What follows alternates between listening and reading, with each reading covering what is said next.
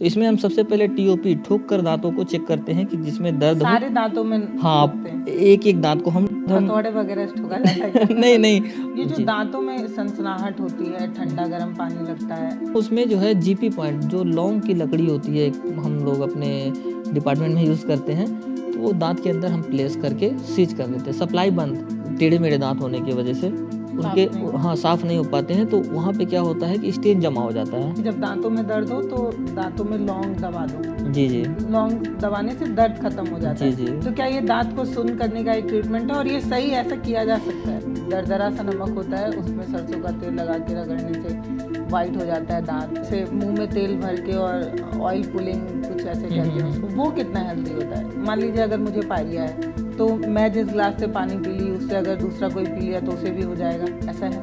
हर diabetic patient को दांतों की प्रॉब्लम हो ये ज़रूरी है? कुछ लोग खैनी वगैरह खाते हैं, सूखी ऐसे दबा के रखते हैं। जी जी गुटखा वगैरह भी लोग खाते हैं। तो 4 फिंगर टेस्ट करिए, अगर आपका इतना जबड़ा खुल रहा है मतलब आपका जबड़ा हेल्दी है। ये कितना सच है, इस पे क्या? 102 साल के पेशेंट थे, वो अपने बेटे को लेकर आए थे दांत लगवाने के लिए। उनके बेटे की एज थी 80 साल। 102 साल वाले अंकल थे, मतलब दादाजी थे, तो उनके सारे दांत सही थे। जो बोतल से दूध पीते हैं जो बच्चे, उनके दांत भी आगे आ सकते हैं बोतल से दूध पीने की वजह से? तो वो 7 को, चूंकि वो ऐसे निकलता है और ये 8 होता है, हाँ आगे वाले दांत को वो तोड़ता है मेन। शरीर का वो भाग जिसका हमें सबसे ज़्यादा ख्याल रखना चाहिए, जिसे हम शायद ध्यान नहीं देते तब तक जब तक कि वो चीख चीख कर ये ना कहने लगे कि हम बहुत परेशानी में हैं, या जब तक वो खुद से एकदम सीरियस वाला आपको संदेश ना देने लगे कि अब वो बीमार है, तब तक हम ध्यान नहीं देते। वो है हमारे दांत, जो हमारे मुस्कान के लिए बेहद ही खूबसूरत होते हैं, और जब तक वो अच्छे नहीं दिखते तब तक हम कम मुस्कुराते हैं। किसी नए चेहरे से मिलते वक्त हम कहीं ना कहीं अपनी मुस्कान को कम इसलिए कर लेते हैं क्योंकि हमें पता है कि हमारे दांत अच्छे नहीं हैं।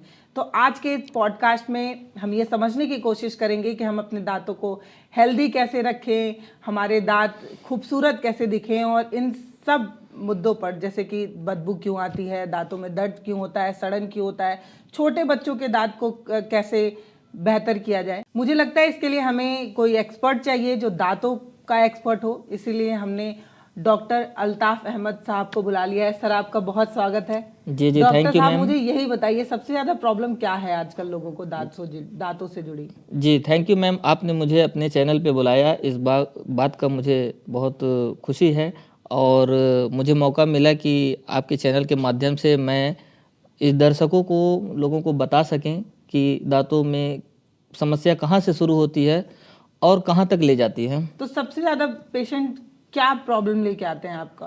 क्योंकि आप दांतों के एक्सपर्ट हैं, साथ में माउथ प्रॉब्लम जो है उसके भी एक्सपर्ट हैं, तो सबसे ज़्यादा प्रॉब्लम लेके लोग क्या आते हैं? मैम सबसे ज़्यादा प्रॉब्लम दर्द लेकर आते हैं पेशेंट। दांतों में दर्द? जी, सबसे ज़्यादा प्रॉब्लम जब हमारे वहाँ क्या है इंडिया में कि लोगों को जब दांत में बहुत ज़्यादा दर्द हो जाती है तब डॉक्टर की याद आती है, नहीं तो जो है मेडिकल स्टोर से अपना इलाज करा लेते हैं लोग। तो सबसे पहले अवेयरनेस पे मैं कुछ कहना चाहूँगा कि उन्हें सबसे पहले चीज़, जो दांतों की समस्या शुरू होती है वो धीरे धीरे शुरू होती है, एक बार में नहीं शुरू हो जाती, एक बार में ही नहीं होती, धीरे धीरे वो जो है आपके ओरल हाइजीन सही ना रखने की वजह से ये सारी चीज़ें शुरू होती है। और कुछ लोगों का जेनेटिक होता है, टेढ़े मेढ़े दांत जैसे हो गए, और ओरल हाइजीन मेंटेन ना रखना, और जो छोटी मोटी समस्या है उसको इग्नोर करना, तो यही जो है सबसे बड़ा रीज़न है दांतों की समस्या बढ़ने का। अगर आप इग्नोर कैसे ख्याल रखें कि डेंटिस्ट के पास जाना ही ना पड़े? तो आप जो है डेंटिस्ट के पास तो आपको हर 6 महीने पे जाना चाहिए मैम। अच्छा, प्रॉब्लम जी ना हो तो भी जाना है? जी बिल्कुल, आपको हर 6 महीने पे जाना चाहिए। अगर कोई प्रॉब्लम ना हो तो आप चेकअप कराने के लिए ज़रूर जाएं, क्योंकि ऐसा क्या है दांतों में कि 6 महीने में चेकअप कराना? ऐसा इसलिए इतने है मजबूत तो है। ऐसा इसलिए है कि आप अपने दांतों को खुद से नहीं देख सकते हैं, तो उसमें कौन सी कॉम्प्लिकेशंस हो रही हैं वो सारी चीज़ें हम डेंटिस्ट उनका मुंह देखकर तो आप क्या करते जानते हैं? हैं। मतलब जो 6 महीने पे रूटीन चेकअप के लिए जाते हैं, क्या चीज होता है उसमें, किस तरीके से आप देखते हैं? उसमें हमारे पास 3 इंस्ट्रूमेंट होता है, ट्वीज़र, माउथ मिरर और एक्सप्लोरर। इन तीनों इंस्ट्रूमेंट से हम डायग्नोसिस करते हैं, उसके बाद हम कहीं कोई कॉम्प्लिकेशन मिलती है तो हम एक्सरे करके चेक करते हैं। तो इसमें हम सबसे पहले टीओपी ठोक कर दांतों को चेक करते हैं कि जिसमें दर्द हो। सारे दांतों में हाँ, ठोकते हैं? एक एक दांत को हम उस पे टैप करके देखते हैं कि किसी में दर्द है या नहीं है, और कहीं से उसके बाद हम हथौड़े वगैरह से ठोका जाता है क्या? नहीं नहीं, वो बस हमारा छोटा सा इंस्ट्रूमेंट होता है, instrument। माउथ मिरर उसको बोलते हैं, उसको हम उल्टा करके यूज़ करते हैं।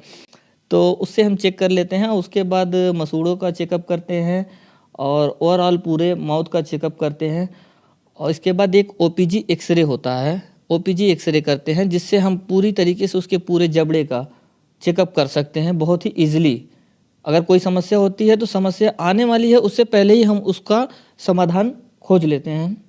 तो हर 6 महीने पे जाना है जिनके दांत हेल्दी हैं उनको भी? Of तो course, ऐसा मैम। जरूरी नहीं है कि आप ये सोच कर बैठे हुए हैं कि अरे भाई हम तो दोनों टाइम ब्रश कर ही रहे हैं, खाने के बाद कुल्ला करते ही हैं, तो हमें डेंटिस्ट के दरवाजे तक नहीं पहुंचना है। नहीं, ये तो बहुत अच्छी बात है कि आप अगर 2 टाइम ब्रश करते हैं, फ्लॉस का यूज़ करते हैं, साफ़ सफाई रखते हैं, कुछ खाने के बाद कुल्ला कर लेते हैं, तो ये तो बहुत अच्छी बात है। लेकिन इसके बाद भी आपको 6 महीने पे चेकअप कराने के लिए कम से कम डॉक्टर्स के पास जाना चाहिए।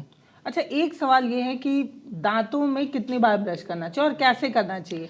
क्योंकि बहुत सारे लोग बोलते हैं कि बार बार ब्रश करने से जो प्राकृतिक रूप से जो लेयर है दांत की वो घिस जाती है, जी। लेकिन डॉक्टर्स कहते हैं कि 2 टाइम ब्रश करिए।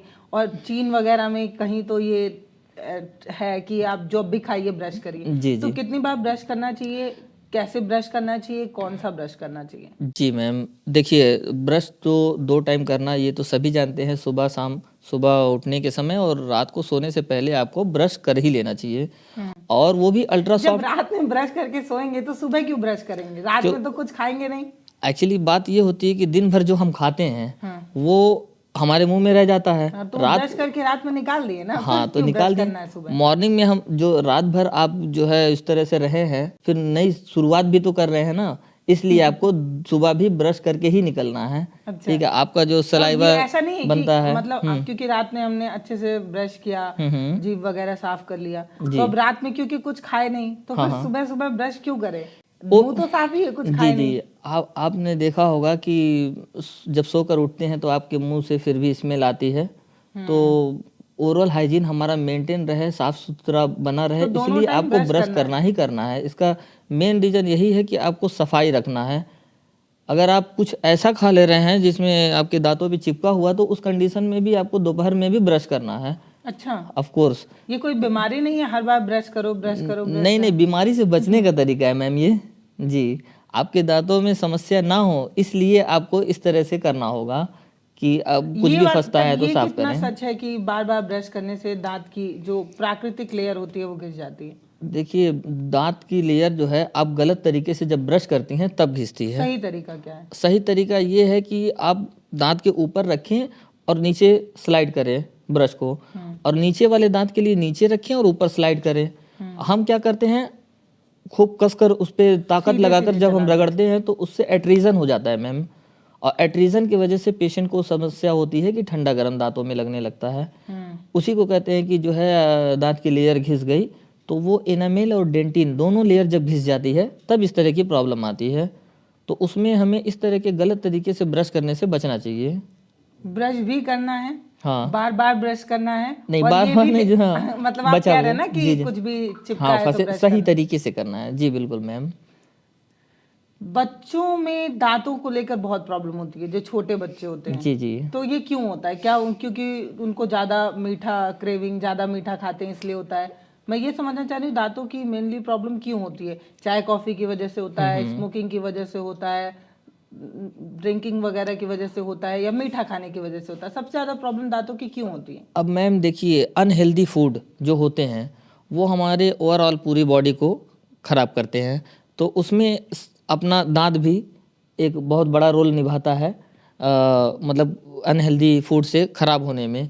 तो बेटर होता है कि आप हेल्दी फूड खाएं और कैल्शियम की चीज़ें लें जैसे दूध वगैरह, जिससे आपका दांत मजबूत रहे। तो दांतों का सबसे बड़ा दुश्मन क्या है?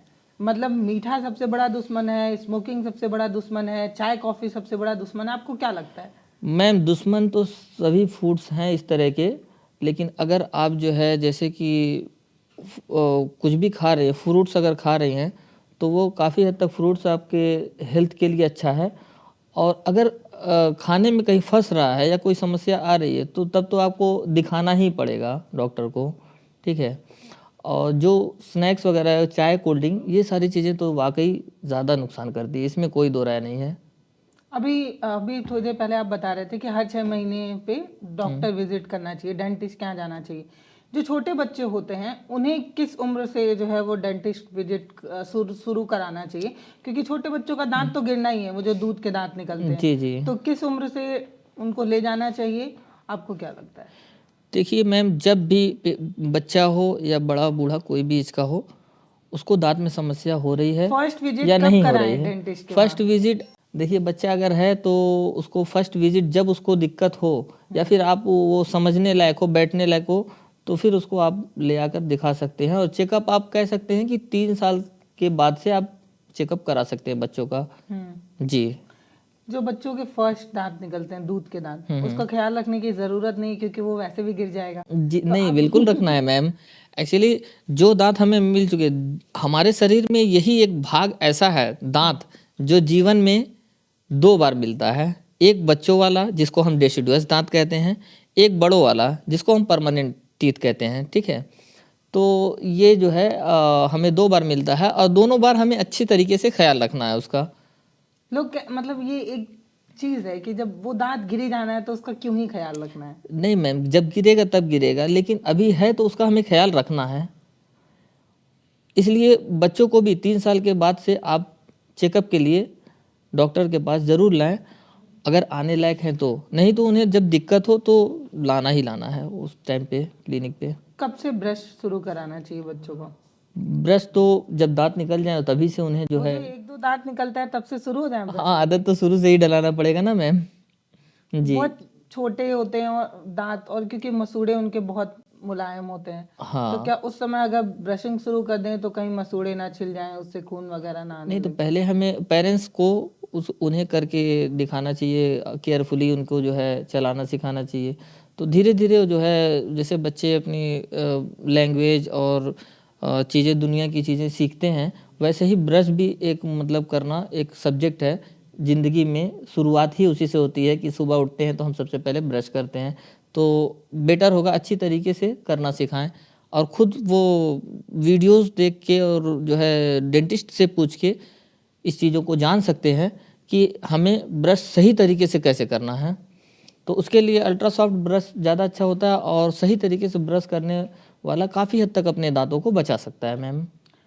सोशल मीडिया पे बड़ा चलता है कि चारकोल वाला टूथपेस्ट इस्तेमाल करिए, दांत सही रहता है, तो आप इसे कितना सही मानते हैं? ठीक है, कर सकते हैं, कोई बुराई नहीं है, लेकिन बेटर होगा कि आप कैल्शियम जिस पेस्ट में आपको मिले वो पेस्ट आप यूज़ करें। अगर आपको कोई समस्या नहीं है दांतों में तो, अगर आपको कोई समस्या है तो चूँकि पेस्ट जो हमारे वहाँ आते हैं तो पेशेंट को जो हम रिकमेंड करते हैं वो पेस्ट में दवाएं होती हैं। वो हमारे पेशेंट में मसूड़ों की समस्या है या दांतों की समस्या है या उसको कोई और समस्या है, तो उसी हिसाब से हम उस कंपोजिशन का पेस्ट उनको रिकमेंड करते हैं। ये जो जी। दांतों में सनसनाहट होती है, ठंडा गर्म पानी लगता है, उसके लिए जो मार्केट में प्रोडक्ट अवेलेबल हैं जैसे टूथपेस्ट सेंसिटिविटी के लिए, जो जो वो कितना सही होता है? इसमें मैं एक वेंटेज पेस्ट है उसको ज़्यादा रिकमेंड करता हूँ। उसको पेस्ट को लगाने के बाद उंगली से आप दांतों पे लगाकर कुछ देर छोड़ दें तो आपका काफ़ी हद तक आराम रहेगा, लेकिन उसको आप परमानेंट ट्रीटमेंट मत समझिए। अगर आपको लगता है कि ये दिक्कत ज़्यादा है, पेस्ट से भी आराम नहीं है, तो फिर आप डॉक्टर से तो ये प्रॉब्लम ज़रूर क्यों हो संपर्क करें। जाती है? मैं देखती हूँ मैक्सिमम लोगों को ये प्रॉब्लम है कि वो ठंडा पी रहे हैं तो लग रहा है, गर्म पी रहे हैं तो लग रहा है। ये इतना कॉमन प्रॉब्लम है, तो ये क्यों हो जाता है? सबको ही क्यों हो जा रहा है? वो ऐसे मैम कि जैसे कोई पेशेंट है उसको थोड़ा सा दांत में फंस रहा है, खाना वगैरह फंस रहा है, तो वो उसने नज़रअंदाज कर दिया और फिर फंसते फंसते वो जो है जगह बड़ी कर लिया, सड़ते सड़ते पूरा सड़ गया ज़्यादा। तो फिर वो जो एनामेल और डेंटिन दोनों लेयर को जब सड़ा देता है तो फिर वो पल्प चेम्बर को पहुंच जाता है। और दांतों के अंदर आपने दांतों के प्रचार में ऐड में देखा होगा कि नसें होती हैं, या फिर कहीं आप जो है फ़ोटो में देखा होगा कि दांतों के अंदर नसें होती हैं। मैम सारी प्रॉब्लम उसी में होती है। जब दांतों में ठंडा गर्म लगता है तो वो नसें जो होती है झंझना सी जाती है, झंझनाहट उसी में होती है। क्योंकि हमारी ऊपर की लेयर तो पथरीली है और अंदर की लेयर जो है वो पूरा जो है पल्प चेम्बर होता है जी, तो उसमें जो है आपका इन्फेक्शन हो जाता है। आप पहले नज़रअंदाज करते हैं जब, तो ठंडा गर्म लगना शुरू होता है और आप उसको नज़रअंदाज करते हैं मेडिकल स्टोर से दवा लेकर, या फिर आप जो है पेस्ट यूज़ करके कुछ दिन और खींच देते हैं, तो आपके दांतों में दर्द शुरू हो जाती है। अब जब दर्द शुरू हो जाती है उसको भी आप नज़रअंदाज कर देते हैं, आपकी बिजी लाइफस्टाइल या फिर जो भी वजह से आप उसको नज़रअंदाज जब कर देते हैं, तो फिर वो आपके दांत के नीचे जाके, जहां आपका जबड़े मतलब कि पल्प चेम्बर के नीचे आपको जाके वहाँ पे पस बनाने लगता है, जिसके बाद दांत हिलने भी लगता है और उसमें जो है बहुत ज़्यादा पेन होता है। तो उस कंडीशन में एक कंडीशन ये होती है कि हम दांत आरसीटी करके बचा लेते हैं, रूट कैनाल करके, और दूसरी कंडीशन ये होती है कि हम जब दांत हिलने लगता है, बहुत ज़्यादा इन्फेक्शन होता है, तो फिर हमें मजबूरन निकालना पड़ता है बहुत अफसोस के साथ। दांतों में कैपिंग वगैरह भी की जाती है, तो अब क्या कैप लगाने के बाद फिर दांत नहीं सड़ते जिस दांत में कैप लग जाता है? जी, कैप हम लगाते क्यों हैं, उसकी कुछ कंडीशन होती हैं। जैसे कि अगर जैसे अभी आप बता रहे थे कि लेयर घिस जाती है, सनसनाहट होने लगता है, अंदर सड़न हो जाती है, तो उसको मान लीजिए आप जो लोग आप ट्रीटमेंट कर रहे हैं, रूट कनाल जो भी कर रहे हैं, उसके बाद आपने कैप लगा दिया, तो क्या वो दांत फिर भी सड़ सकता है? देखिए, रूट कैनाल जैसे होता है वो नसों को साफ करना और दांतों में सेंसेशन खत्म करना, एक तरह से दांत इसको थोड़ा आपका। डिटेल में बताइए, ऑफ क्या कोर्स ये डिटेल में बहुत बताएंगे। दर्द देने वाला होता है? नहीं नहीं, ये कब हम किया जाता है? देखिए, आप प्रॉब्लम बहुत ज़्यादा बढ़ा कर आएंगी तो कुछ दर्द का सामना करना पड़ भी सकता है, नहीं भी करना पड़ सकता है। लेकिन अगर आप समय से आ जाते हैं डॉक्टर को दिखाने, तो हम जो है better, I will do my best कि हम उसको जल्द से जल्द जो है दर्द दूर कर देते हैं और एक ही बार में पेन ऑलमोस्ट ख़त्म ही हो जाता है। कुछ पेशेंट ऐसे होते हैं जिनको जो अपनी समस्या बहुत ज़्यादा बढ़ा लेते हैं, तो उस कंडीशन में हमको जो है उनके दर्द के साथ इलाज करना पड़ता है मजबूरी में, जबकि हमें भी अच्छा नहीं लगता कि उसे दर्द हो रहा है। तो बेटर होता है कि समय से इलाज कराएं। और हम उसमें प्रोसीजर जो करते हैं वो कुछ इस तरह से होता है कि जब सड़न ज़्यादा हो जाती है और दांत में दर्द शुरू हो गई या ठंडा गर्म शुरू हो गया और पेस्ट से भी दर्द जा नहीं रहा है, ठंडा गर्म जा नहीं रहा है, तो फिर हम रूट कैनाल करते हैं। रूट कैनाल में हम दांत को शून्य करके 5 मिनट पेशेंट को बैठाते हैं, उसके बाद उसमें ड्रिल करके अंदर का जितना भी बैक्टीरिया रहता है, पल्प चेम्बर रहता है, उसको हम अपने इंस्ट्रूमेंट से, इंडोमोटर से क्लीन कर देते हैं। जैसे ही वो क्लीन होता है, पेशेंट का ऑलमोस्ट दर्द 90% 95% चला जाता है। 3 डेज मेडिसिन देकर हम फिर उनको बुलाते हैं और जब वो पेशेंट हमारे पास आते हैं दोबारा, तो ऑलमोस्ट सेकेंड अपॉइंटमेंट में पेशेंट का दर्द जा चुका रहता है। तो जैसे कि आपने क्लीन किया, फिर मैं कुछ खाई उस 3 दिन के बीच में, फिर से तो खाना उसमें फंस सकता है? नहीं, क्लीन करने के बाद हम उसमें कच्चा मसाला प्लेस कर देते हैं ताकि वो उस रास्ते कुछ अंदर जाए नहीं, ठीक है। उसमें हम एक दवा भी डालते हैं जिससे कि आपका दर्द पहले दिन से ऑलमोस्ट ख़त्म हो जाता है। कुछ पेशेंट में 2-3 दिन भी ले लेता है, ठीक है। तो उसके बाद हम जब ये प्रोसीजर हो जाता है, तो फिर जब पूरी तरीके से कैनाल साफ़ हो जाती है, वो दांत के अंदर के एरिए को हम कैनाल बोलते हैं।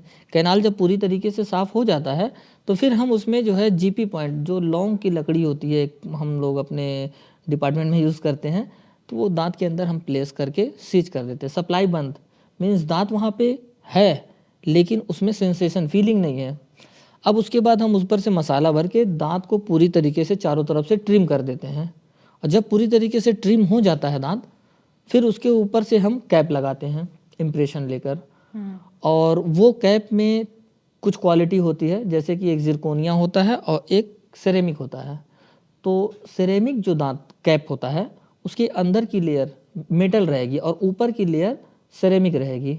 और जिरकोनिया जो होता है वो आपका जो है एमआरआई फ्री रहेगा, उसमें आप एमआरआई भी करा सकती हैं। हाँ, जैसे आप एमआरआई कराती हैं ट्रीटमेंट में, तो एमआरआई में आप जो है मेटल नहीं पहन सकते, आपने सुना होगा। तो अगर आप जो है एमआरआई कराने जा रहे हैं और आपने सेरेमिक कैप लगाया है, तो आपको एमआरआई निकलवाना पड़ेगा। और लेकिन जिरकोनिया एक ऐसा कैप है, वो आप अगर लगवा रहे थे थोड़ा कॉस्टली पड़ता है वो अगर आप लगाते हैं तो आपको एमआरआई में कोई दिक्कत नहीं है, आप डायरेक्ट जाइए करा तो सकते हैं। हर दांत के दर्द में रूट कनाल कराना पड़ता है? हाँ, रूट कैनाल कराना पड़ता है। हर दांत के दर्द में रूट कनाल कराना पड़ेगा? कंडीशन अलग अलग होती है, जैसे अब दांत हिल रहा हो और उसमें कहीं से कोई डैमेज ना हो, हम्म। तो उस कंडीशन में हम मोबिलिटी टेस्ट करते हैं कि कौन सी मोबिलिटी है, grade 1, grade 2, grade 3। Grade 3 mobility अगर है तो फिर हम जो है उसको निकाल देते हैं। ग्रेड 3 मीन्स चारों तरफ वो घूमेगा दांत, मतलब एकदम लूज हो चुका है, अपना जड़ छोड़ चुका है। और ग्रेड 1 मतलब बहुत हल्का सा हिल रहा है, तो पहले तो हम 2 दिन दवा खिलाकर देखते हैं, अगर आराम हो जाता है तो फिर हम उसको आरसीटी नहीं करते हैं और थोड़ा सा गुनगुना नमक पानी का गलाने के लिए एडवाइस करते हैं उनको, तो आराम हो जाता है। लेकिन अगर आराम नहीं होता है तो फिर हम रूट कैनाल भी कर देते हैं। लेकिन वो जो ग्रेड 2, ग्रेड 3 मोबिलिटी है तो उसमें हम मजबूरन निकालना पड़ता है। अभी आप जो दांत हिलने वाली बात कर रहे हैं, एक मिथ चलता है, अब ये मिथ है या रियल है आप मुझे बताइए, कि जितनी बार हम स्केलिंग कराते हैं दांतों की सफाई कराते हैं, जी जी बार बार सफाई कराने से जबड़े जो हैं वो दांतों को छोड़ देते हैं, दांत ढीले होने लगते हैं और यही कारण है कि सारे दांत निकल जाते हैं लोगों के। तो स्केलिंग से क्या सच में जबड़े छोड़ते हैं दांत को? मैम, देखिए स्केलिंग से आपके दांत बचते हैं। अब वो पूछिए कैसे, कैसे? तो उसका रीज़न ये है कि जैसे स्केलिंग में हम करते क्या है, हमारी जो मशीन होती है स्केलर जिसको बोलते हैं, जिससे हम दांत साफ़ करते हैं, वो वाइब्रेट करती है और पानी जो है उसमें से स्प्रे करता है, तो उसी से हम साफ़ करते हैं, जिसमें आपके दांत की लेयर कहीं से कोई डैमेज नहीं होती है। और वो काम जो करती है वो आपके स्टेन पे जमी हुई स्टेन जो होती है उस पे काम करता है। अब दांतों में जैसे क्या है कि कोई अच्छे से ब्रश नहीं कर पाया या फिर टेढ़े मेढ़े दांत होने की वजह से उनके हाँ साफ नहीं हो पाते हैं, तो वहाँ पे क्या होता है कि स्टेन जमा हो जाता है और उस एक स्टेन येलो कलर की येलो कलर की परत परत जी बन जी, जाती है। तो उसको हम साफ कर देते हैं। जो हमारे एल्वियोलर सॉकेट को वही तो गलाता है। जब आप अच्छे से ब्रश नहीं कर पाते हैं, वहाँ पे स्टेन जमा होती है, तो वो हमारे एल्वियोलर सॉकेट को, जिसमें हमारा दांत सेट होता है, उसको गलाना शुरू कर देता है, जिसकी वजह से आपके दांत हिलने लगते हैं। आप जब उसको नज़रअंदाज करेंगी तो जाहिर सी बात है कि आपके दांत डैमेज होंगे। वही क्या होता है कि अगर आप समय से उसको क्योंकि साफ जबड़े से दांत शुरू होता है, मतलब वहां से निकलता है, तो जो जी आप स्केलिंग करते हैं या जिस तरीके से स्केलिंग होती है वो जबड़े के साइड साइड से ऐसे साफ करते होंगे, तो लोग कहते हैं क्योंकि उसमें आप किनारा साफ कर रहे हैं उससे, इसलिए वो जबड़ा दांत को खोलता है या दांत जी ढीले हो जाते हैं। जी तो जी ये सच है या मिथ है, ये झूठ है जैसे कि दांत स्केलिंग से दांत दांत ढीले होते हैं? दांत ढीले तो होंगे मैम, लेकिन अगर होंगे आप हाँ अगर आपने लंबा इग्नोर कर दिया है, जैसे कि आपकी जो एल्वियोलर सॉकेट है जिसमें आपके दांत सेट हैं, जैसे जिस सॉकेट में आपके दांत सेट हैं वो अगर गल गए हैं और आपने काफ़ी दिन से इसको टाला है इस डर से कि साफ कराएंगे तो हिलने लगेगा, और आपका दांत जो है पूरी तरीके से लूज हो चुका है, तो फिर हम जैसे ही स्टेन हटाएंगे तो वो हिलना शुरू हो जाएंगे, क्योंकि वो स्टेन पकड़, जो स्टेन थी वही पकड़ बनाई थी। अब स्टेन जो है जैसे ही रिमूव हुई तो पेशेंट का दांत हिलने लगा, तो फिर पेशेंट कहेगा कि डॉक्टर ने सफाई किया उसके बाद जो है मेरा दांत हिलने लगा। खुद की गलती तो नहीं देंगे कराएं वहाँ कि पे नहीं इस कंडीशन में। हाँ स्केलिंग कराएं या नहीं कराएं? मैम, समय से ज़रूर कराएं, लेकिन लेट हो जाने के बाद तो आपको इम्प्लांट भी कराना पड़ सकता है। पूरे दांत निकल सकते हैं तो क्या? मैम जाहिर सी बात है, अगर आपके जो है आपने लेट कर दिया है फिर ये हमने तो बहुत स्केलिंग किया, डराने वाली बात है। तो मैम डराने की बात तो है, लेकिन इसके साथ ही साथ एक एडवाइस भी है आपको कि 6-6 महीने पे अगर आप चेकअप करा रहे हैं तो फिर उसमें आपको कोई दिक्कत की बात नहीं लेट है। से लेट 1 साल में तो करा ही लीजिए। हाँ, 1 साल में आप सफाई करा रहे हैं अगर आप दांतों की तो कोई समस्या नहीं है मैम। जैसे अभी आप रूट कैनाल का जब जिक्र कर रहे थे तो एक लौंग का भी जिक्र कर रहे थे। अमूमन कॉमन बहुत चलता है कि जब दांतों में दर्द हो तो दांतों में लौंग दबा दो, जी जी लौंग दबाने से दर्द खत्म हो जाता जी जी है। तो क्या ये दांत को सुन्न करने का एक ट्रीटमेंट है और ये सही ऐसा किया जा सकता है? जी, जैसे लौंग का रोल तो बहुत अच्छा है डेंटिस्ट्री में। और आजकल उसका ना लिक्विड भी आ रहा है, तो लोग रुई में भिगो के और दांत में जहाँ दर्द होता है वहां दबा लेते हैं। ऑफ कोर्स मैम, और जो है वाकई काफ़ी इफ़ेक्टिव है ये, लौंग का रोल बहुत बड़ा है उसमें। हम जैसे आपने देखा होगा कि बहुत सारे गांव साइड के डॉक्टर्स होते हैं जो मतलब टेम्परेरी ट्रीटमेंट करते हैं, तो वो यही करते हैं कि लौंग का तेल जो है कॉटन में लगा के दाँत में लगा देते हैं और पेशेंट को कुछ दिन आराम मिल जाता है। लेकिन जो गाँव वाले पेशेंट होते हैं जब ज़्यादा परेशान हो जाते हैं तो फिर वो यहीं गोरखपुर में ही अपने शहर में ही आते हैं और फिर अपना इलाज कराते हैं। तो और ये अच्छा विकल्प है या ये बीमारी को और बढ़ाने का एक तरीका है? मैम डॉक्टर अगर कर रहा है तो ऑफ कोर्स वो आरसीटी करेगा और जैसे कि वो लौंग को यूज़ कहाँ करना है, किस तरीके से करना है, वो सही तरीका डॉक्टर जानता है। अब ऐसे यूं ही मतलब कि क्लोआयल लगा के हम अगर उसमें छोड़ दे रहे हैं तो फिर वो टेम्परेरी ही है। उसका ट्रीटमेंट हमें करना है, उसको ट्रीटमेंट की एंड तक जाना है, उसको फिनिश करना अगर है। रातों रात अचानक दर्द शुरू हो तो आप ये लौंग का हाँ, भी उसमें इस्तेमाल चल कर जाएगा, सकते हैं ताकि बिल्कुल। सुबह तक आप डॉक्टर तक पहुंच सके, जी, इसलिए जी, आप बिल्कुल, इस्तेमाल उस करते टाइम हैं। में आप ये यूज़ कर सकते हैं और सेफ भी है काफ़ी हद तक, कोई नुकसान नहीं है इसका। ये बड़ा घरेलू तरीका चलता है दांतों को चमकाने के लिए। नींबू रगड़ लीजिए, कुछ लोग सोडा रगड़ते हैं, कुछ लोग जी, जी। चीनी और हल्दी मिला के रगड़ते हैं। ये कितना हेल्दी आप मानते हैं? ये तरीका कितना सही है? अब मैम इसको एक्सपेरिमेंट कहा जाता है, एक्सपेरिमेंट ऐसा ना ही करें कोई तो ज़्यादा बेहतर है। क्या नुकसान होगा? अब मैम आप वो उसका साइड इफ़ेक्ट पड़ सकता है क्योंकि अब जो है एनामेल पे आपको इफ़ेक्ट पड़ेगा। जी, जो इसमें प्राकृतिक इसमें रूप से लेयर है वो प्राकृतिक रूप घिस से जो सकती है है। वो सब चीज़ें घिस सकती है, लेयर वगैरह दाँतों की डैमेज हो सकती लेकिन ये हैं। बड़ा चलता है अपने यहाँ। नमक जो दरदरा सा नमक होता है उसमें सरसों का तेल लगा के रगड़ने से वाइट हो जाता है दांत। जी, जी। नहीं, ये सब मैम एक्सपेरिमेंट में आते हैं। एक्सपेरिमेंट आप अपने बॉडी के साथ एक्सपेरिमेंट करें तो ये जेन्युइन चीज़ें नहीं हैं। जो डॉक्टर एडवाइस करे, डॉक्टर अपना 5 साल कॉलेज में देकर फिर उसके बाद जो है आपके सेवा के लिए अपनी क्लिनिक खोलता है और वो बेटर आपको एडवाइस करेगा। बेटर होगा कि ये चेकअप तो कराते एज अ रहें, दिखाते डेंटिस्ट रहें। आप ये मना कर रहे हैं कि इस तरीके की हाँ, चीजें अपने ना से करें। कोई एक्सपेरिमेंट ना करें। अगर आपको ऐसा तो कुछ लग रहा है, ये जो घरेलू नुस्खे हैं वो दांतों को लाभ नहीं नुकसान पहुंचाते। बिल्कुल नुकसान पहुँचाएँगे, ये है। सोशल मीडिया पे एक चीज और चलती है, हुँ, हुँ। ऐसे मुंह में तेल भर के और ऑयल पुलिंग कुछ ऐसे कहते हैं उसको। वो कितना हेल्दी होता है? जी, कर सकते हैं, ऑयल पुलिंग वगैरह कर किस सकते चीज के हैं। लिए होता है वो वो? मसूड़े के दाँतों के हेल्दी रहता है, उससे कोई दिक्कत नहीं है। जी। तो ये मतलब क्या जबड़ों को मजबूत बनाता है और कितनी बार मसूड़े दिन भर को, में दाँत करना? को आपके हेल्दी रखता है ऑयल पुलिंग में। कौन सा तेल इस्तेमाल करें? सरसों का, नारियल का? कोकोनट ऑयल, जी, बेटर रहता है कोकोनट ऑयल। जी। जबड़ों की समस्या भी होती है लोगों के। अच्छा, एक सवाल पहले पीछे छूट गया। ये जो आप दांत की सफाई की बात कर रहे थे, एक मुंह में बदबू आने की भी समस्या होती है बहुत सारे लोगों को। वो कहते हैं कि देखो भाई, हमने तो 2 बार ब्रश भी कर लिया, मैं तो कुल्ला भी करता हूँ कुछ खाता हूँ तो क्या ये समस्या पेट से जुड़ी होती है इसलिए मुंह में बदबू आती है, जी, पेट या से भी जुड़ी दांत होती नहीं है। साफ हो रहा है? जी, पेट से भी जुड़ी हुई होती है और जो है कुछ लोगों को जेनेटिक भी होता है। कुछ लोगों के दाँत टेढ़े-मेढ़े होते हैं, जिसकी वजह से खाना वहाँ पे मसूड़ों में स्टोर होता है और वो इन्फेक्शन क्रिएट करता है, जिसकी वजह से उनके मसूड़ों में से ब्लड आना शुरू हो जाता है। तो उसमें हम जो ट्रीटमेंट करते हैं, वो हम उनके मसूड़ों में सफाई करते हैं स्केलर से, जो हम दाँत साफ करते हैं जिस इंस्ट्रूमेंट से, उसी की पतली टिप लगाकर हम उस मसूड़ों के अंदर की सफाई करते हैं, जिसमें पेशेंट के मसूड़ों से ब्लीडिंग आती है और फिर हम उनको बीटाडीन से कुल्ला कराते हैं ताकि सारा इन्फेक्शन जो भी है वो बह जाए। 2-3 दिन एंटीबायोटिक चलाएंगे, वो सारी चीज़ें सही हो जाती है। तो लेकिन मुंह अगर में बदबू आने का कारण क्या होता है? क्या पायरिया कहते हैं? तो क्या हाँ, पायरिया पायरिया। जो है वो, मान लीजिए अगर मुझे पायरिया है तो मैं जिस ग्लास से पानी पी ली उससे अगर दूसरा कोई पी लिया तो उसे भी हो जाएगा, ऐसा है? नहीं, ऐसा नहीं है। पायरिया आपको जो है धीरे-धीरे शुरू होता है। आपको जब खाना आपका मसूड़े में, दाँत में फँसता है, आपको कहीं भी खाना फँसेगा, स्टोर होगा तो आपको वहाँ से कुछ दिन में ब्लीडिंग होना शुरू हो जाएगी। जी। तो पायरिया फैलने वाली बीमारी नहीं है, नहीं, नहीं, ये जो है लेकिन फैलने वाली लोग इसको लेके बीमारी डरते नहीं हैं। है। हाँ, जेनेटिक हो सकती है कि मम्मी को भी था, पापा को भी था, तो फिर आपको है, ऐसा हो सकता है।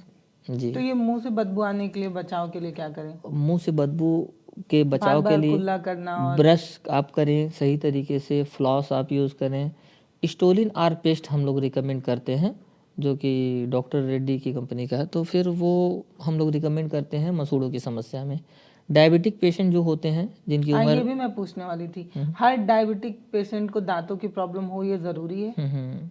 हो सकती है, अगर वो अनहेल्दी फूड वो यूज़ करते हैं और ब्रश सही से नहीं करते हैं, चेकअप 6 मंथली नहीं करते हैं, तो वो डायबिटिक ही नहीं सभी को हो सकती है तो प्रॉब्लम। शुगर के पेशेंट को दांतों की प्रॉब्लम शुगर क्यों हो जाती है जनरली? शुगर के पेशेंट को दांतों की प्रॉब्लम इस वजह से ज़्यादा होती है क्योंकि शुगर में होता क्या है कि कहीं भी आपको इंजरी हुई तो वो घाव भरता नहीं है, बढ़ता ही जाता है।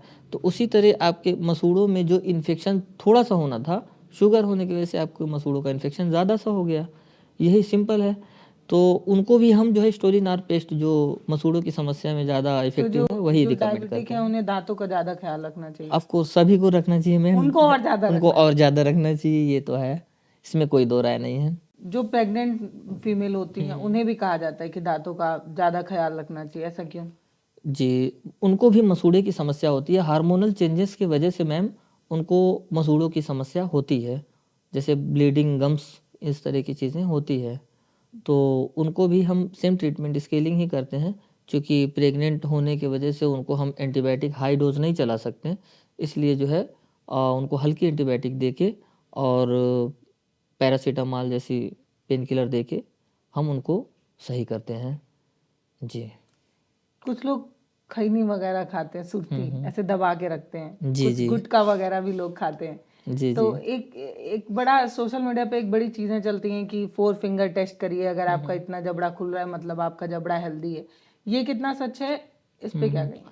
इसमें मैम OSMF, ओरल सब म्यूकोफाइब्रोसिस, इस बीमारी को कहते हैं जो गुटखा खाने से लोगों को हो जाती है, और ओरल सब म्यूकोफाइब्रोसिस में मुंह खुलना बंद हो जाता है, उनका बंद हो मुंह जाता है, कम हो जाता मतलब एकदम बहुत है? एकदम जितना, भी नहीं खुलता है, अब जो निवाला जो खाने जो तक का। जितना इसमें गुटखा खाने में लेजेंड है तो उसका जो है हाँ वो उसका जो है उतना ही मतलब मुंह कम खुलेगा ये जितना खैनी पूरा। के साथ भी मतलब सुर्ती के साथ भी हो सकता है। सुर्ती के साथ भी बहुत सारी दिक्कतें होती हैं, इस तरह की दिक्कतें होती हैं, लेकिन गुटखा इसमें बहुत बड़ा रोल प्ले करता है। जी। तो जो मतलब जैसे आप स्केलिंग की बात कर रहे थे, तो जो गुटखा वगैरह जो लोग लेते हैं वो अपने, क्योंकि उनको वो हैबिट में उनकी आदत बन चुकी है, वो छोड़ नहीं पा रहे, जी, तो जी। क्या वो लोग गुटखे के साथ स्केलिंग करा के अपना दांत हेल्दी रख सकते हैं? नहीं, बिल्कुल नहीं रह नहीं हो सकते पाएगा। बिल्कुल नहीं, क्योंकि गुटखा अब मान भी लीजिए तो आप 6 महीने का समय दे रहे हैं, हाँ अब ये जो गुटखा खाने वाले हैं वो 3-3 महीने पे आपकी क्लिनिक पे विजिट करें तो उनके दांत हेल्दी रहेंगे? नहीं मैम, गुटखा अगर खा रहे हैं और उसके बाद वो रोज आए तो भी वो सही नहीं रह सकते हैं ना। हम अभी मान लीजिए हमने ट्रीटमेंट कर दिया, जो भी दिक्कत उनको हो, स्केलिंग कर दिया, कैप लगा दिया, RCT कर दिया, जो कुछ भी कर दिया, उसके बाद वो जाने के बाद जो है फिर अपनी डेली रूटीन गुटखे वाली शुरू कर दे तो तो फिर कैसे गुटखा दांतों को नुकसान पहुंचाता है? मैम वो इन्फेक्शन पैदा करता है। गुटखे के पैकेट पे साफ साफ लिखा होता है मैम कि कैंसर होगा। हाँ कैंसर होगा, लेकिन जो है लोग गुटखा खाने वाले उसको नज़रअंदाज करके अब तो 2 पैकेट मिलाकर खा रहे हैं लोग लेकिन है तो नुकसानदेह ही। दांतों की जो समस्या है वो कहीं ना कहीं सबसे ज्यादा सफाई को लेकर ही है, सफाई को मतलब लेकर जितना है, और ज़्यादा रोल तो सफाई को लेकर ही है मैम, ठीक है, और आपकी डाइट का भी रोल है कि आप कैसा भोजन करते हैं, कैसी चीज़ें इनटेक करते हैं, तो इसका रोल तो है। अगर आप व्यूअर को कोई टिप देना चाहें कि इन चीज़ों को फॉलो करें और आपको किसी डेंटिस्ट के क्लिनिक तक नहीं पहुंचना होगा, तो क्या होगा वो?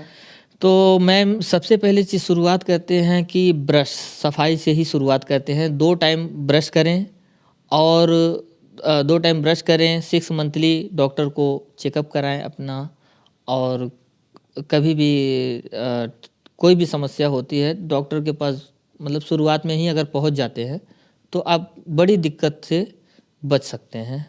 जैसे शुरुआत में ही अगर इलाज करा ले रहे हैं तो आपको दिक्कत बड़ी नहीं होगी, छोटी मतलब फीलिंग में भी काम चल सकता है। अगर थोड़ा सा कैविटी हुई है तो आप फीलिंग करा के वहाँ से प्रॉब्लम को रोक सकते हैं।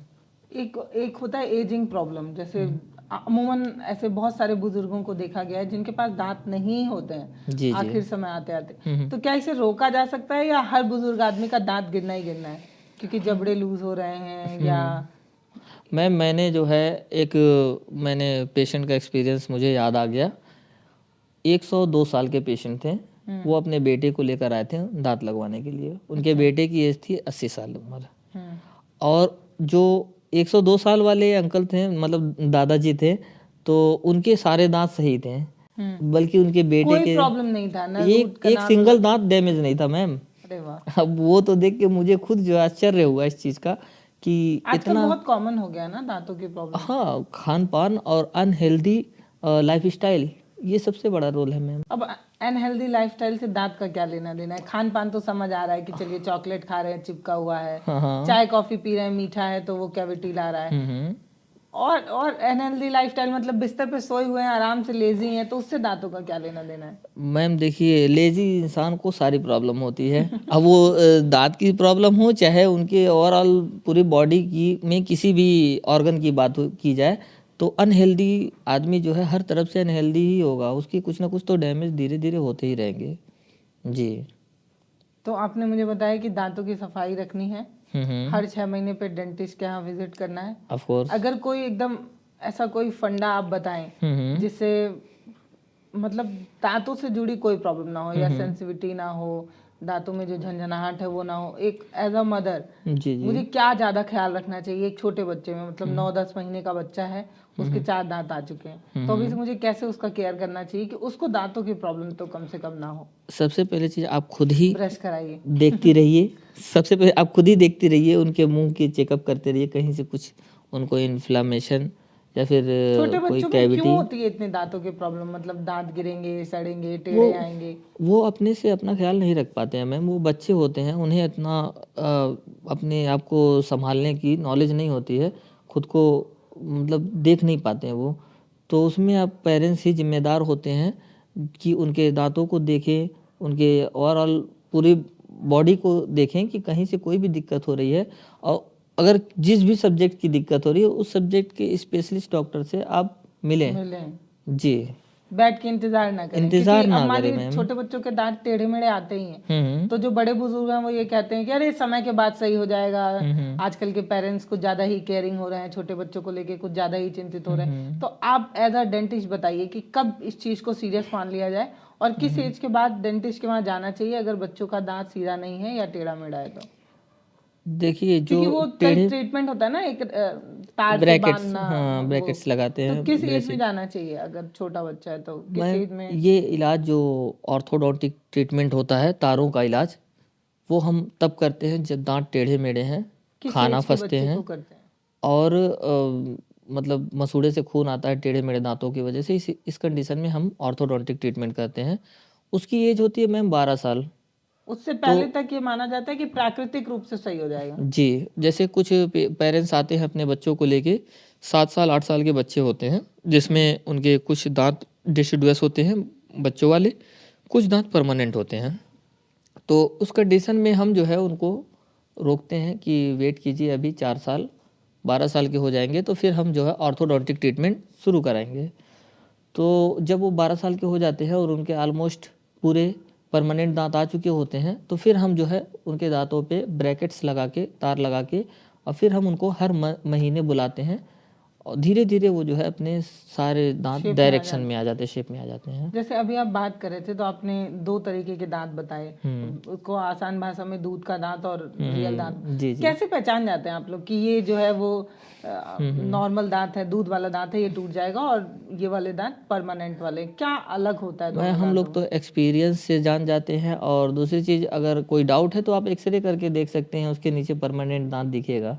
अच्छा, हाँ, मतलब अभी जो छोटा बच्चा है उसको जो दांत निकला है उसके नीचे वो परमानेंट वाला दांत? परमानेंट दांत दिखेगा। अच्छा, जी, उसके पीछे ही पड़ा मतलब रहेगा, फिर वो पुश करता है, बच्चे वाले दांत को पुश करता है, फिर जो है परमानेंट धीरे धीरे ऊपर आते रहता है समय के हिसाब से। तो कोई तरीका है क्या कि ये टेढ़े मेढ़े दांत आना रोका जा सके, या ये रोक नहीं सकते हैं इसको ये क्योंकि प्राकृतिक है? उसका हम ट्रीटमेंट ही करते हैं। अगर टेढ़ा मेढ़ा हो गया, नहीं, होने से पहले का पूछ रहे हैं, होने से पहले हम जो है क्योंकि उसको। लोग कहते हैं कि जो बच्चों को वो देते हैं ना जिसमें हनी रहता है, चुसनी बोलते हैं उसको जी जी। आसान भाषा, उससे जो है वो जीभ लटक जाती है, उससे जो है वो दांत आगे की तरफ ऐसे नुकीले दांत निकलते हैं, जी मतलब जी। आगे का दांत लटका आता है, जी तो जी। ये सही है? नहीं, उसमें जो है हम जैसे जो थंब सकिंग हैबिट जो होती है बच्चों की, अंगूठा चूसना, उससे बच्चों के दांत आगे आ जाते हैं, क्योंकि वो आदत तो उनकी छूटती नहीं है। तो फिर जो है वो उसको आप एज ए मदर, जैसे कि आपने पूछा, अगर ऐसी हरकतें करते हैं बच्चे तो उनको जो है आप डांट के समझा के मतलब कि बैड मैनर ऐसे बोल के आप उनको समझा सकती हैं कि सच ऐसा में मत इस करो। तरीके की आदत दांत को आगे धक्का देती है? ऑफ कोर्स मैम, क्योंकि हमारा तो क्या एल्वियलर जो बॉटल से दूध पीते हैं जो बच्चे, उनके दांत भी आगे आ सकते हैं बॉटल से दूध पीने की वजह से? हाँ, अब जब दांत निकलना शुरू हुए तो फिर ऐसा हो सकता है कि दांत आने लगें आगे। लेकिन होता क्या है कि आप उस कंडीशन में बच इसलिए जाते हैं क्योंकि वो बच्चों वाले दांत होते हैं। जब बच्चे दूध पीते हैं उस टाइम वो बच्चों वाले दांत होते हैं, आगे तो आ जाएंगे लेकिन जो है वो टूट बुरा तो भी लगेगा, जाएंगे। टूट भी जाएंगे। बड़ा रोल इसीलिए हम लोग जो है 12 साल के बाद बुलाते हैं ना पेशेंट को, कि 12 साल के उम्र होने के बाद आप जो है तार लगवा के सब सीधा करवाएं। और देखा जाए तो अगर टेढ़े हो रहे हैं तो वो हमें ओपीजी एक एक्सरे होता है उसमें हमें क्लियर हो जाता है पहले से ही कि टेढ़े मेढ़े दांत हो रहे हैं। जैसे कि 8 साल 10 साल का बच्चा अगर आ रहा है तो उसमें कुछ दांत परमानेंट हैं, कुछ डेसिडुअस है, तो उसमें भी हम जान जाते हैं कि ये दांत टेढ़े मेढ़े हो रहे हैं। तो तो आप उसमें क्या क्या सलाह देते हैं उसमें ऐसे? हम आने का वेट करते हैं परमानेंट दांत का। जब आ जाता है तो फिर हम उसका तारों लगाकर और दांतों को सीधा करते हैं। एक अकल का दांत होता है, टेढ़ा निकलता है। हाँ, उसको विजडम टीथ, इम्पैक्टेड टीथ बोलते हैं। तो इम्पैक्टेड टीथ अगर होता है तो फिर वो आपका उसको हम 8 नंबर बोलते हैं। तो वो 7 को चूँकि वो ऐसे निकलता है और ये 8 आगे होता वाले है। दांत को हाँ, प्रॉब्लम आगे है। वाले दाँत को वो तोड़ता है मैम। तो अगर इम्पैक्टेड टीथ है और पेन हो रही है तो मतलब बेटर होगा कि आप जल्दी से जल्दी उसको निकलवा लें। नहीं तो दो दांत जाएगा, आगे वाले को हाँ वो टेढ़ा कर सकता है, जी, प्रॉब्लम कर सकता एक दांत तो जाएगा ही जाएगा 7 नंबर। 8 नंबर तो आपको वो तो किसी काम का नहीं है, लेटा हुआ है जो, तो उसको तो निकालना ही है। तो वो जो डैमेज कर रहा है 7 नंबर को कर रहा है तो 7 उसको भी हमें निकालना होता है। किस एज में निकालना इसको सही माना जाता है? जैसे मान लीजिए मुझे पहले ही पता चल गया कि मेरा ये दांत टेढ़ा है, हम्म। लेकिन क्योंकि वो मुझे दर्द नहीं कर रहा है, तो मैं डेंटिस्ट के वहां जाके उसे निकलवाऊं या वेट करूं कि डेंटिस्ट आपका सबसे पहले एक्सरे करेंगे। एक्सरे में देखेंगे कि वो कितना दिक्कत कर रहा है, क्या टच कर रहा है 7 को या फिर दिक्कत कर रहा है या नहीं कर रहा है। परेशानी अगर आपको कर रहा है तो फिर ये डेंटिस्ट टेढ़ा एडवाइस ही करेंगे। क्यों निकलता है? किसी का आगे की तरफ निकलेगा, किसी का पीछे के साइड जाएगा, किसी का ऊपर की तरफ धक्का देता है। ये मैम कुदरती है, किसी का कैसे भी हो सकता है। जैसे कि एक माँ के गर्भ में बेटा पल रहा है या बेटी पल रही है, कोई नहीं किसी को जानता, नहीं ये पता। प्राकृतिक का वो है। तो उसी नहीं, तरह डॉक्टर जानते हैं वैसे। वो तो मतलब 3 महीने के बाद जानते हैं, उससे पहले नहीं जानते। तो उसी तरह जो है किसी का भी इम्पैक्टेड दांत हो सकता है। तो वो अगर होता है तो फिर उसको समय से निकलवा लेने में भलाई रहती है। जी। आपका बहुत धन्यवाद। मुझे लगता है कि हमने जितने देर की बातचीत की है उसमें बहुत सारे प्रॉब्लम्स पर हमने बात की, जैसे मुंह से बदबू क्यों आती है, दांतों और जबड़ों से खून क्यों निकलता है, दांत टेढ़े मेढ़े क्यों आते हैं, हमें कब डेंटिस्ट के वहाँ जाना चाहिए, कब नहीं जाना चाहिए, क्या सच में स्केलिंग वगैरह कराने से जबड़े ढीले हो जाते हैं, दांत गिरने लगते हैं। मुझे लगता है कि इस पॉडकास्ट में हमने हर मुद्दे को कवर करने की कोशिश की है। अगर तब भी आपको लगता है कि कुछ सवाल छूट गए हैं तो कमेंट सेक्शन में लिखिएगा, हम डॉक्टर साहब को फिर से ढूंढेंगे, जो बाकी के सवाल होंगे उन सवालों का जवाब ढूंढ निकालेंगे। बहुत धन्यवाद आपका। जी ma'am, thank you very much, thank you.